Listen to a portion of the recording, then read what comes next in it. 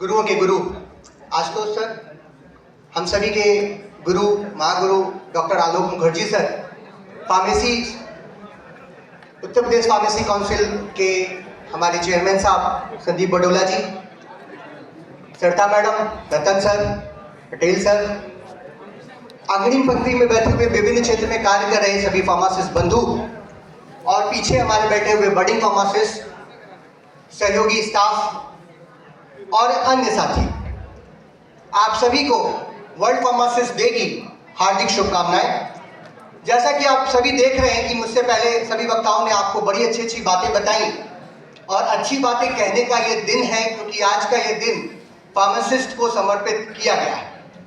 थोड़ी सी बात कहीं छूट रही है, मैं थोड़ा सा जोड़ दे रहा हूं जो छूट रहा है कि आज का दिन हम क्यों मनाते हैं।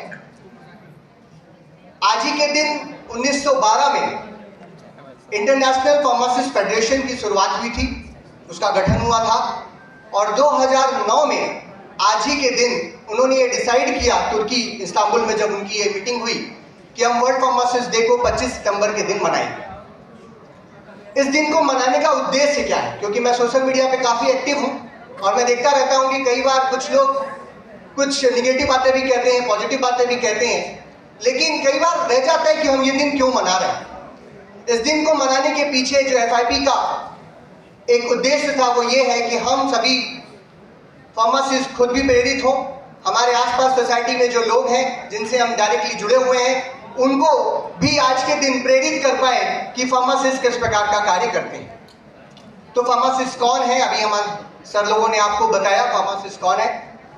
हम जब पहली बार अरविंद जी के कार्यक्रम में जुड़े थे, जैसा अगर अभी आपको बता रहे थे 2014 में, मेरा दुर्भाग्य है कि उसके बाद मैं इस कार्यक्रम में दोबारा 10 साल बाद जुड़ पा रहा हूँ, लेकिन हमारे बच्चे लगातार, हमारे स्टाफ लगातार इस कार्यक्रम में जुड़ते रहे और बड़ा ही अच्छा कार्यक्रम आप करते हैं, उसके लिए आप सभी साधुवाद के पात्र हैं।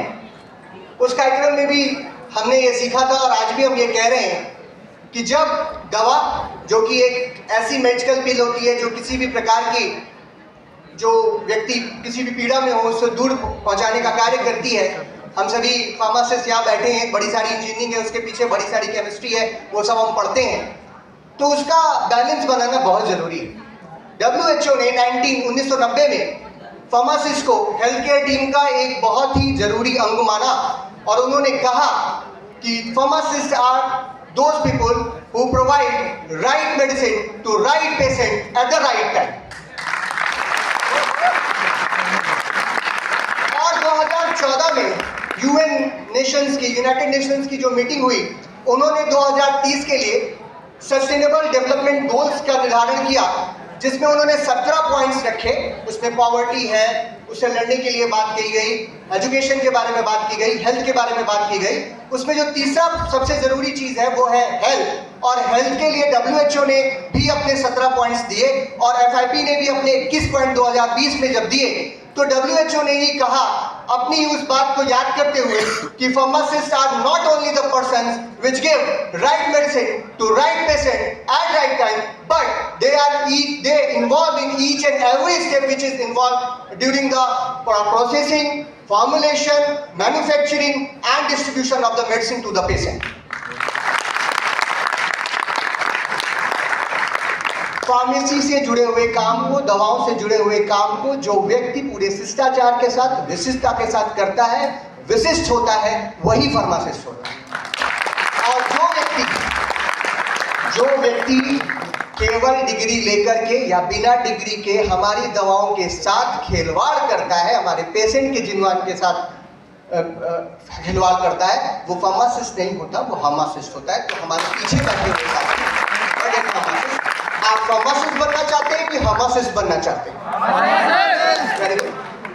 मुझे लगता है फार्मेसी में 3 पीस इज वेरी इंपॉर्टेंट। मैं अपने सभी स्टूडेंट्स से कहता हूँ, जहाँ भी मुझे मौका मिलता है ये बात मैं बोलता हूँ, आज भी वो बात दोहराऊंगा। फार्मासिस्ट बनने के लिए, एक अच्छा फार्मासिस्ट बनने के लिए, फार्मेसी प्रोफेशन में काम करने के लिए आपको 3 पीस की जरूरत है। सबसे पहला पी है पैशन। अगर आपके पास फार्मेसी में काम करने के लिए, दवाओं का काम करने के लिए, लोगों को हेल्प करने के लिए, पेशेंट की हेल्प करने के लिए अगर आपके अंदर पैशन नहीं है तो ये आपके लिए, पैशन नहीं है तो ये आपके लिए प्रोफेशन नहीं बना है। दूसरा, परफेक्शन।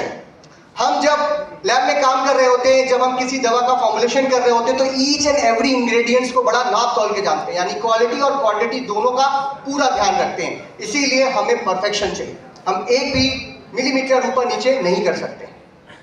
और तीसरा है, इन दोनों को अगर आप साथ में लेकर के चलते हैं तो सबसे जरूरी है पेशेंस। जब आप टाइट्रेशन कर रहे होते हैं, जब आप फॉर्मुलेशंस कर रहे होते हैं, जब आप सिंथेसिस कर रहे होते हैं, हमेशा हमको पेशेंस रखना पड़ता है।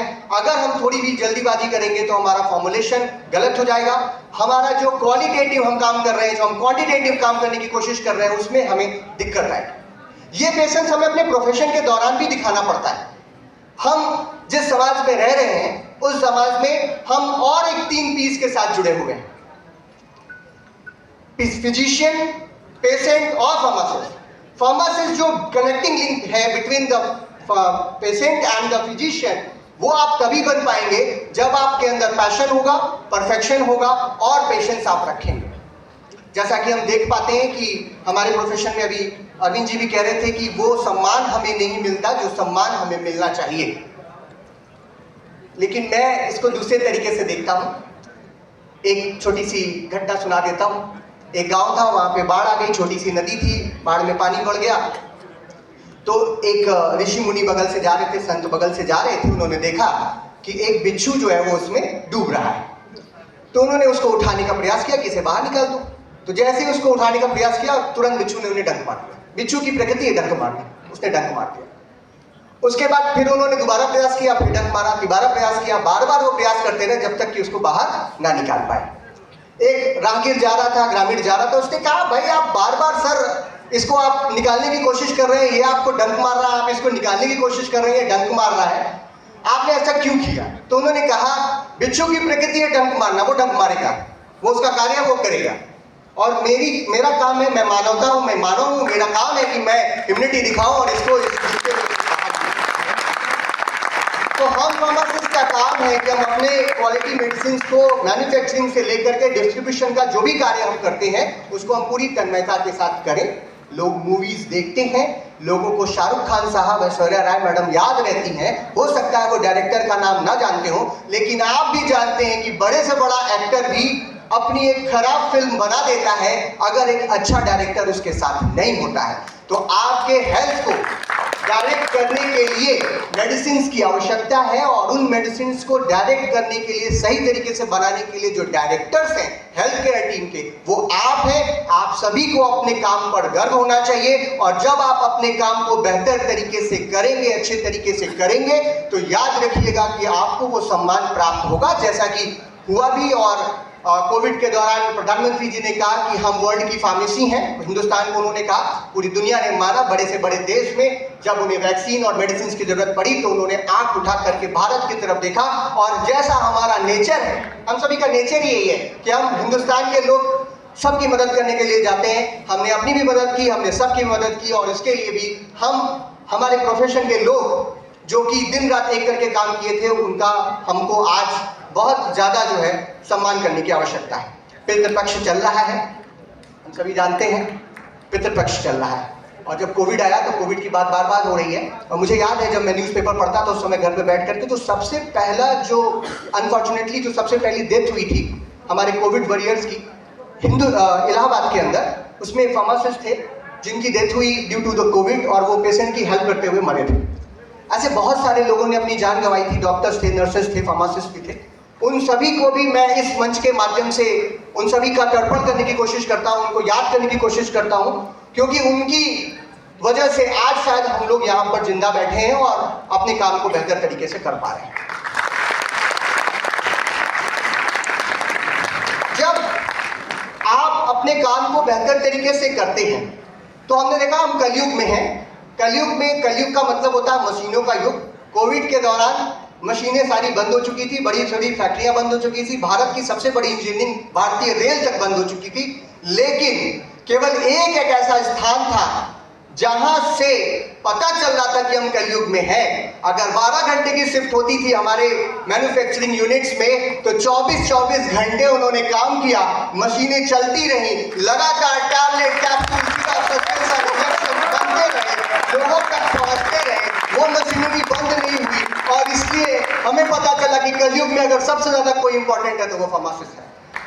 आज के दिन आप सभी को, जो हमारे बर्डिंग फार्मासिस्ट हैं, उनको इस बात का ध्यान रखना है कि परिवार में लोगों को जागरूक करना है, सोसाइटी में लोगों को जागरूक करने से पहले आपको खुद जागरूक होना पड़ेगा।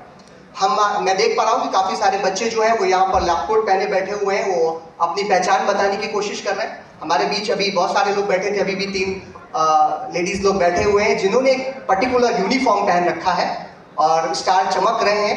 उनका भी स्वागत है इस कार्यक्रम में। वो हमारे प्रोफेशन के नहीं, बट वो भी एक बहुत ही जरूरी प्रोफेशन के हैं, और उसका उनके काम में मैं देखता हूँ, क्योंकि वर्दी जो है, ये वर्दी जो इन्होंने धारण कर रखी है, वो वर्दी से मैं बहुत ही अच्छे तरीके से जुड़ा हुआ। मेरे पिताजी भी इसी प्रोफेशन में थे।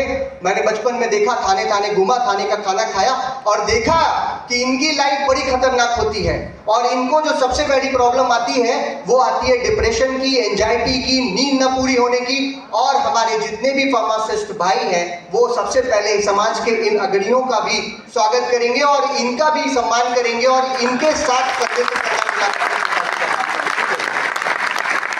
मंच के माध्यम से हमारे साथ जो भी बाहर के लोग जुड़े हैं, जो भी फार्मासिस्ट नहीं है, जैसे कि हमारे पुलिस के जो साथी जुड़े हैं, उनसे ये कहना चाहूँगा कि आप लॉ एनफोर्समेंट में जुड़े हुए हैं तो आपकी जिम्मेदारी भी बनती है, और ये चीज़ का बिल्कुल ध्यान रखिएगा कि जब भी आप स्वयं अपने लिए, अपने साथियों के लिए दवा खरीदने जाए तो फार्मासिस्ट से जरूर पूछें, उस मेडिकल स्टोर में जरूर पूछें कि क्या आप जो व्यक्ति मुझे दवा दे रहा है वो एक फार्मासिस्ट है या नहीं। अगर वो फार्मासिस्ट नहीं है तो कृपया पूछें कि ये लाइसेंस जो आपने लगा रखा है, जिसमें आपने फार्मासिस्ट के लिए टांग रखा है, वो व्यक्ति है कहाँ। अगर वो व्यक्ति यहाँ है नहीं तो ये दवा as per drug and cosmetic act, ये दुकान खुली नहीं होनी चाहिए, और एक्ट पे अगर फॉलो नहीं हो रहा है तो दुकान को बंद करवाने की जिम्मेदारी भी आपको उठानी पड़ेगी। हमारे ड्रग इंस्पेक्टर साथी जो है उनके साथ मिल करके आपको भी ये कार्य करना पड़ेगा। ज़्यादा बातें नहीं कर सकता, बहुत सारी बातें की जा सकती हैं। एक बात ये कहना चाहूँगा कि हम सभी फार्मासिस्ट हैं, जो हमारे डिप्लोमा इन फार्मेसी के बच्चे हैं, जो डिप्लोमा इन फार्मेसी किए हुए लोग हैं, जो हमारे बैचलर किए हुए लोग हैं, जो एमफॉर्म किए हुए लोग हैं, हमारे से लोग जिन्होंने पीएचडी कर रखी है, जो आगे की पंक्ति में बैठे हुए रजिस्टर्ड फार्मासिस्ट हैं, पीछे वाली पंक्ति में बैठे हुए जो वेटिंग फार्मासिस्ट हैं, उन सभी को एक साथ मिल करके इस प्रोफेशन को आगे लेकर के जाना है। और मैं आशा करता हूं कि आगे आने वाले समय में अगर हम सभी अपने डेली काम को, जो हमको डेली काम मिलता है, मैं टीचर हूं, मुझे काम मिलता है पढ़ाने का, आप फार्मासिस्ट हैं, आपको काम मिलता है हॉस्पिटल में काम करने का, अगर आप अपने काम को बेहतर तरीके से परफॉर्म करेंगे तो वो जो इज्जत आपको चाहिए वो अपने आप आपको मिल जाएगी। एक बात और जोड़ूंगा, एक बार पिकासो साहब किसी कार्यक्रम में थे, इसी तरीके के कार्यक्रम में, तो बहुत सारे लोग बैठे थे। पिकासो को आप जानते हैं, बहुत बड़े चित्रकार थे। तो उनमें किसी ऐसे मस्करे लड़के ने कहा कि क्या आप एक परफेक्ट सर्कल बना सकते हैं, गोला। तो उन्होंने कहा बना सकता हूँ, कोई बड़ी बात नहीं। उन्होंने पेन लिया, पेपर लिया और उससे गोला बनाने की कोशिश की, शुरू किया, बढ़िया से बनाते गए, बहुत परफेक्ट सर्कल बन रहा था। लास्ट में जाते समय थोड़ा सा हिला गया, थोड़ी सी टोपी बना दी। क्या है? तो सबने कहा अरे आप इतने बड़े चित्रकार हैं और उसके बाद जो है आपसे एक परफेक्ट सर्कल नहीं बना। उन्होंने कहा परफेक्ट सर्कल बनाना कोई बड़ी बात नहीं, अगर मैं परफेक्ट सर्कल बनाऊंगा तो आप मुझे याद नहीं करेंगे। शाम का उन्होंने कहा ये जो मैंने थोड़ा सा टोपी बना दी, इससे आप जिंदगी भर मुझे याद रखेंगे, ये मेरी क्रिएटिविटी। तो इसी तरीके से आप पढ़ने जो भी कार्य करते हैं, आप पढ़ाई कर रहे हैं, आप काम कर रहे हैं, उस काम में अपनी क्रिएटिविटी जरूर डालिए, अपनी सोच जरूर डालिए, 100% अपना दीजिए, तभी आप कह पाएंगे जय फार्मासिस्ट, जय फार्मेसी, जय हिंद।